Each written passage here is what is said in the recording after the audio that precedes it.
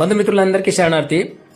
బాలాపూర్లో ఉన్నటువంటి ఆ యొక్క విఘ్నేశ్వరుడికి, అక్కడున్న మంటపానికి, అక్కడున్నటువంటి లడ్డుకి ఎంత ప్రత్యేకత ఉందో మనందరికీ తెలిసిన విషయమే.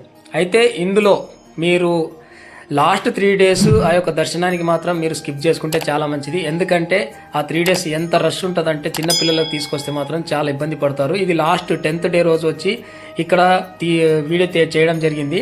అక్కడ చిన్నపిల్లలు ఆ ఎండకి చాలా ఇబ్బంది పడ్డారు. అదే రకంగా మీరు కనుక ఒకవేళ దర్శనం చేసుకోవాలనుకుంటే కదా మీరైతే ఒక లాస్ట్ 3 days వదిలేసి బిఫోర్ ఆ స్టార్టింగ్ నుంచి ఉన్నప్పుడు మాత్రం మీరు దర్శనానికి వెళ్తే మీకు చాలా ఈజీగా అయిపోతుంది.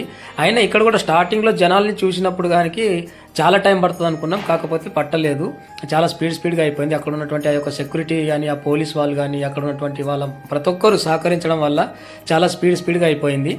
కాకపోతే చిన్నపిల్లలకు తీసుకొస్తే మాత్రం జాగ్రత్త.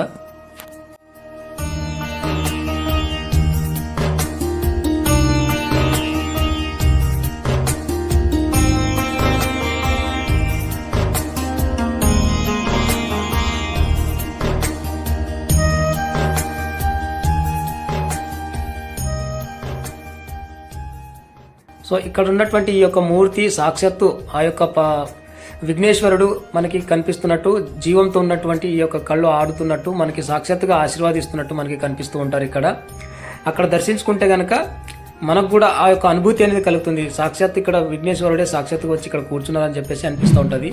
అలాగే ఈ వీడియో కనుక మీకు నచ్చినట్లయితే ఒక లైక్ కొట్టేసి అలాగే కామెంట్ కూడా చేయండి. తెలియని వాళ్ళకి షేర్ చేయండి. Thank you for watching.